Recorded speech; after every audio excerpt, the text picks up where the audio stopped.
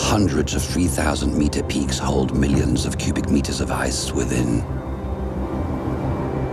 Steep slopes, patches of rock exposed to the winds, air that is cruelly low on oxygen. How have living creatures adapted to these extreme conditions?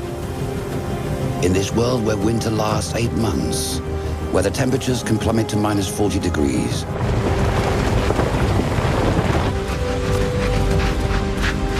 How are they able to mate, to raise their young, to conquer new territories?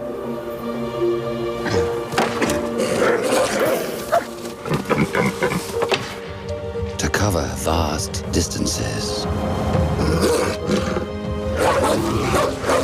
How do they withstand these brutal conditions?